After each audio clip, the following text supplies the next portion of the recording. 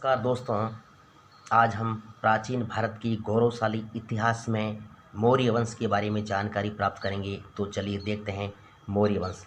16 महाजनपदों में एक मगध का एक साम्राज्य के रूप में आविर्भाव हर्यक वंश के समय हुआ और कालांतर में मगध ने प्राय समस्त उत्तर भारत पर अपना आधिपत्य स्थापित कर लिया था। तो मगध का आविर्भाव कब हुआ था, किस वंश के समय? तो हर्यक वंश के समय। आगे देखिए मौर्य वंश की स्थापना 326 ईस्वी पूर्व के लगभग मगध के राज सिंहासन पर नंद वंश का एक विलासी राजा गणनंद सिंहासनारूढ़ था। कौन था? गणनंद। इस समय पश्चिमोत्तर भारत सिकंदर से आक्रांत था। प्रजा अपने राजा के अत्याचारों से भी पीड़ित थी। असहाय कर भार के कारण राज्य के लोग उससे असंतुष्ट थे। इस परिस्थिति में मगध को एक ऐसे व्यक्ति की आवश्यकता थी जो विदेशी आक्रमण से उत्पन्न संकट को दूर कर सके और उसे एक सूत्र में बांधकर चक्रवर्ती सम्राट के आदर्श को चरितार्थ करे। शीघ्र ही भारत के राजनीतिक नवमंडल पर कौटिल्य का शिष्य, किसका शिष्य? कौटिल्य का शिष्य चंद्रगुप्त प्रकट हुआ और उसने 322 ईस्वी पूर्व में नंदवंश के शासक गणानंद को पराजित कर एक नवीन राजवंश मौर्य वंश की स्थापना की थी। और कौटिल्य के अर्थशास्त्र, विशाखदत्त के मुद्रा राक्षस, दीपवंश, महावंश, अशोक के अभिलेखों आदि से भी मौर्य साम्राज्य की इतिहास की जानकारी प्राप्त होती है। तो आगे देखिए, अब मौर्य वंश की स्थापना किसने की? चंद्रगुप्त मौर्य ने। कब की थी? 322 ईस्वी पूर्व में। किसको पराजित करके? नंद वंश के राजा गणनंद को पराजित करके।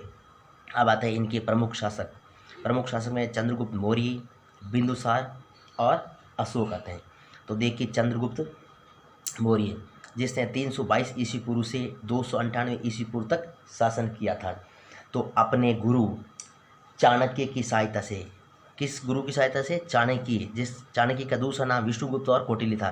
तो अपने गुरु चाणक्य की सहायता से अंतिम नंद शासक, कौन? अंतिम नंद शासक गणनंद को 322 ईस्वी पूर्व में पराजित कर 25 वर्ष की आयु में चंद्रगुप्त मौर्य मगध के सिंहासन पर आरूढ़ हुआ था। कितनी वर्ष की आयु थी उसकी? 25 वर्ष। और कब ये सिंहासन पर बैठा? 322 ईस्वी पूर्व में। चंद्रगुप्त मौर्य ने पंजाब और सिंध पर भी अधिकार कर अपने साम्राज्य का विस्तार किया था। किस पर अधिकार करके अपने साम्राज्य का विस्तार किया? तो पंजाब और सिंध पर अधिकार करके अपने साम्राज्य का उसने विस्तार किया था। चंद्रगुप्त मौर्य जो ने व्यापक अभियान करके प्रथम अखिल भारतीय साम्राज्य की स्थापना की। यानी चंद्रगुप्त मौर्य ने व्यापक जो विजय अभियान किए थे और उस अभियान के द्वारा भारत में प्रथम अखिल भारतीय साम्राज्य की स्थापना की। और प्रथम अखिल भारतीय साम्राज्य का संस्थापक भी चंद्रगुप्त मौर्य था। कौन था? चंद्रगुप्त मौर्य। अब आता है चंद्रगुप्त मौर्य और यूनानी जो शासक सेल्यूकस, उसके बीच में जो युद्ध हुआ था वो देखते हैं। तो 305 ईस्वी पूर्व में यूनानी शासक सेल्यूकस निकेटर और चंद्रगुप्त मौर्य के बीच में भीषण युद्ध हुआ था। और इस युद्ध में सेल्यूकस निकेटर पराजित हो जाता है और चंद्रगुप्त मौर्य की विजय होती है। पराजित होकर सेल्यूकस को चंद्रगुप्त मौर्य के साथ में एक संधि करनी पड़ी थी। तो उस संधि की पहली शर्त देखिए, सेल्यूकस ने चंद्रगुप्त मौर्य को काबुल, हिरात और बलूचिस्तान के प्रदेश दिए थे। कौन कौन से? काबुल, हिरात और बलूचिस्तान के प्रदेश किसको दिए? चंद्रगुप्त मौर्य को। दूसरी शर्त, सेल्यूकस ने अपनी पुत्री हेलेना का विवाह चंद्रगुप्त मौर्य के साथ कर दिया था। किसका विवाह किया था? हेलेना का। किसके साथ? चंद्रगुप्त मौर्य के साथ। तीसरी, सेल्यूकस ने चंद्रगुप्त मौर्य के दरबार में मेगस्थनीज नामक व्यक्ति को अपना राजदूत नियुक्त किया था। किसके दरबार में किया था? चंद्रगुप्त मौर्य के दरबार में। किसको? मेगस्थनीज को। किसने किया था? तो सेल्यूकस ने किया था। चौथी शर्त है, चंद्रगुप्त मौर्य ने सेल्यूकस को 500 हाथी उपहार रूप में भेंट किए थे। उसका वो ससुर था और इसीलिए उसने कहा आप ये 500 हाथी है वो ले जाइए। तो चंद्रगुप्त मौर्य ने सेल्यूकस को 500 हाथी दिए थे। चंद्रगुप्त के विशाल जो साम्राज्य के जो अंग है, तो इसमें काबुल, हेरात, कंधार, बलूचिस्तान, पंजाब, गंगा यमुना का मैदान, बंगाल, बिहार, गुजरात, विंध्याचल और कश्मीर के भूभाग सम्मिलित है। यानी चंद्रगुप्त मौर्य ने अपने साम्राज्य का जो विस्तार किया, एक विशाल साम्राज्य जो उसने बनाया है, तो उसके प्रमुख अंग कौन कौन से थे? तो काबुल था, हेरात, कंधार, बलूचिस्तान, पंजाब, गंगा यमुना का मैदान, बंगाल, बिहार, गुजरात, विंध्याचल और कश्मीर के जो भूभाग थे वो इसमें सम्मिलित थे। फिर आता है तमिल ग्रंथ अहनानूर और मूर्नानूर। अहनानूर और मूर्नानूर से विदित होता है कि चंद्रगुप्त मौर्य ने दक्षिण भारत पर भी शासन किया। यानी इन ग्रंथों को पढ़ने से ज्ञात होता है कि चंद्रगुप्त ने दक्षिण भारत में भी अपना साम्राज्य किया था या शासन किया था। वृद्धावस्था में उसने भद्रबाहु, किससे? भद्रबाहु से जैन धर्म की दीक्षा ले ली थी। किससे ली थी? भद्रबाहु से। क्या ली थी? जैन धर्म की दीक्षा। किसने ली थी? चंद्रगुप्त मौर्य ने। कब ली थी? बुढ़ापे में, वृद्धावस्था में। और उसने 298 ईस्वी पूर्व में श्रवण बेलगोला, जो वर्तमान में मैसूर है, में उपवास करके अपने शरीर को त्याग दिया था। किसने त्याग दिया था? चंद्रगुप्त मौर्य ने। कब त्याग दिया था? 298 ईस्वी पूर्व में अपने शरीर को उपवास के द्वारा त्याग दिया था। आगे देखिए चंद्रगुप्त मौर्य का प्रशासन। चंद्रगुप्त मौर्य एक महान विजेता ही नहीं अपितु वह एक योग्य शासक भी था। उसने अपने प्रधानमंत्री कौटिल्य, कौन था उसका प्रधानमंत्री? कौटिल्य की सहायता से ऐसी शासन व्यवस्था का निर्माण किया जो उस समय के अनुकूल थी। पहला देखिए इसका केंद्रीय शासन। केंद्रीय शासन का सर्वोच्च अधिकारी वह स्वयं था। वह स्वयं का मतलब है राजा स्वयं, यानी चंद्रगुप्त मौर्य स्वयं था। शासन संचालन में सम्राट की सहायता के लिए एक मंत्रिपरिषद होती थी। क्या होती थी? मंत्रिपरिषद। मंत्रिपरिषद का कार्य क्या था? सम्राट को उसके शासन संचालन में सहयोग करना और इसके अतिरिक्त राज्य के दैनिक प्रशासनिक कार्यों के लिए 3 या 4 मंत्रियों की एक उप समिति होती थी। उसको मंत्रीण कहते थे। मंत्रीण कौन थी? जो उसके शासक संचालन के लिए, जो दैनिक प्रशासनिक कार्यों का जो संचालन करने के लिए या कार्यों को निपटाने के लिए जो 3-4 मंत्रियों की एक उप समिति थी, उस उप समिति को मंत्रीण के नाम से पुकारा जाता था। शासन की सुविधा की दृष्टि से केंद्रीय शासन अनेक भागों में बंटा हुआ था, जिन्हें तीर्थ कहा जाता था। यानी केंद्रीय शासन को अनेक भागों में बांटा तो प्रत्येक भाग को तीर्थ कहा जाता था। प्रत्येक विभाग का एक अध्यक्ष होता था और उस अध्यक्ष को अमात्य के नाम से पुकारते थे। किस नाम से? अमात्य के नाम से। और उसके शासनकाल में 18 अमात्य थे। कितने थे? 18 अमात्य थे। प्रांतीय शासन। चंद्रगुप्त मौर्य का साम्राज्य 4 प्रांतों में बटा हुआ था। कितने प्रांतों में? 4 प्रांतों में। अब ध्यान रखना कौन कौन से? पहला उत्तरापथ, दूसरा अवंतीपथ, तीसरा दक्षिणापथ और चौथा मध्य देश। ये 4 प्रांत थे। इस प्रांत को 4 भागों में बांटा था। प्राय राजकुमार ही प्रांतीय शासक के रूप में नियुक्त किए जाते थे। यानी राजकुमार इन प्रांतीय शासन का जो सर्वेसर्वा या गवर्नर या शासक है वो राजकुमार होते थे। और प्रत्येक प्रांत है वो जनपद में विभक्त था, यानी जनपद में बंटा हुआ था। फिर आता स्थानीय शासन। ग्राम का प्रमुख ग्रामिक कहलाता था। ग्राम का प्रमुख क्या कहलाता था? ग्रामिक। और उसके ऊपर, किसके ऊपर? ग्रामिक के ऊपर गोप नामक अधिकारी होता था। तो गांव का मुखिया कौन होता था? ग्रामिक। ग्रामिक के ऊपर कौन सा अधिकारी होता था? उसका नाम क्या था? तो गोप था। अगला नगर शासन। नगर के प्रबंध के लिए 5-5 सदस्यों की 6 समितियां होती थी।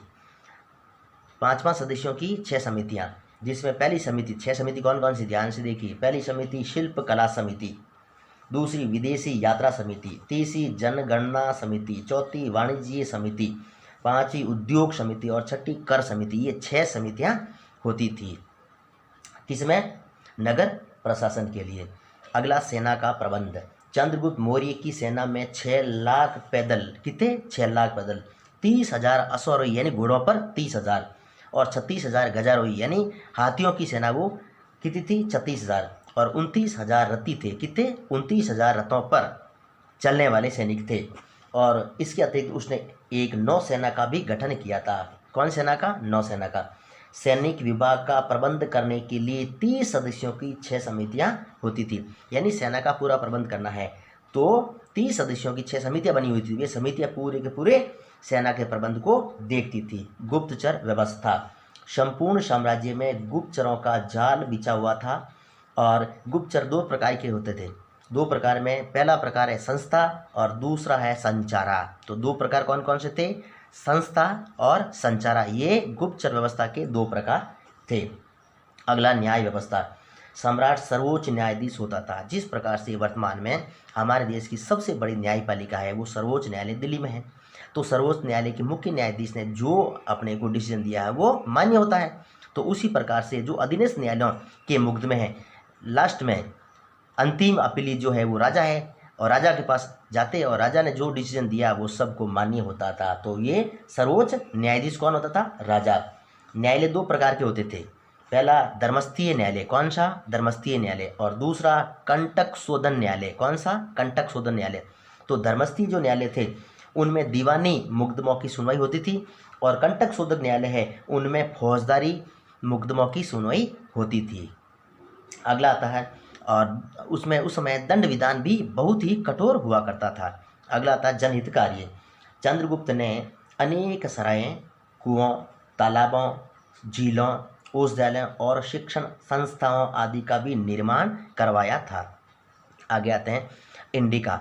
ये इंडिका मैक्सथनीज ने लिखी थी, एक पुस्तक है, और मैक्सथनीज ने चंद्रगुप्त मौर्य के दरबार जब वो आया था तो भारत में जो जो देखा उसने वो मौर्य वंश के बारे में पूरी की पूरी जानकारी इससे मिलती है। और उसने यहाँ तक ये भी लिखा कि उस समय भारत में दास प्रथा प्रचलित नहीं थी, चारों ओर अमन चैन का वातावरण था, लोग सुखी और संपन्न थे, राजा की आज्ञा की पालना करते थे और राजा का आदर किया करते थे। आगे देखिए दूसरा शासक बिंदुसार। 298 ईस्वी से लेकर ये 272 ईस्वी तक इसने शासन किया था। यह चंद्रगुप्त मौर्य का, किसका? चंद्रगुप्त मौर्य का पुत्र व उत्तराधिकारी था और यह 298 ईस्वी पूर्व में मौर्य साम्राज्य का शासक बना था। किसका शासक बना था? मौर्य साम्राज्य का शासक बना था। कब बना था? 298 ईस्वी पूर्व में। यूनानी लेखकों ने उसे अमित्रोचैट्स की संज्ञा दी। किसने दी थी? यूनानी लेखकों ने। कौन सी संज्ञा दी थी? अमित्रोचैट्स की संज्ञा दी थी। और फ्लीट ने जो बिंदुसार है उसको अमित्रघात, किसको? अमित्रघात। अमित्रघात का मतलब होता है शत्रुओं का वध करने वाला, दुश्मनों का नाश करने वाला। तो फ्लीट एक जो विद्वान है उसने बिंदुसार को अमित्रघात की संज्ञा भी दी या अमित्रघात कहा है। उसने सुदूरवर्ती दक्षिण भारतीय क्षेत्रों को भी जीत कर मगध साम्राज्य में सम्मिलित कर लिया था। किसने? बिंदुसार ने। यानी सुदूर दक्षिण के जो क्षेत्र थे उनको भी जीतकर मगध साम्राज्य में मिलाया। वायु पुराण में इसे भद्रसार कहा है। क्या कहा है? वायु पुराण में इसको, किसको? बिंदुसार को भद्रसार कहा। और जैन ग्रंथ है उनमें सिंह सेन के नाम से इसको पुकारा गया।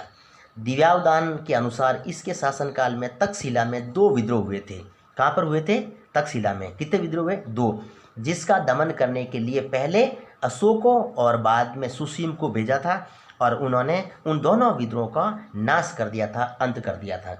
यूनानी शासक एंटियोकस प्रथम, कौन? यूनान का शासक था एंटियोकस प्रथम ने डाइमैकस नामक व्यक्ति को बिंदुसार के दरबार में राजदूत के रूप में नियुक्त किया।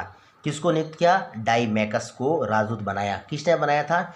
यूनान का शासक था एंटियोकस प्रथम, उसने डाइमैकस को बिंदुसार के दरबार में अपना राजदूत नियुक्त किया था। और प्लिनी के अनुसार मिस्र नरेश फिलाडेल्फस ने पाटलिपुत्र में डायोनीसियस नामक, कौन? डायोनीसियस नामक व्यक्ति को राजदूत नियुक्त किया था। कहाँ पर नियुक्त किया था? पाटलिपुत्र में। किसने नियुक्त किया था? मिस्र का राजा जो फिलाडेल्फस था उसने किसको नियुक्त किया था? तो डायोनीसियस को बिंदुसार के दरबार में अपना राजदूत नियुक्त किया था। बिंदुसार ने अपने पिता द्वारा जीते हुए प्रदेशों को पूर्ण रूप से सुरक्षित रखा था।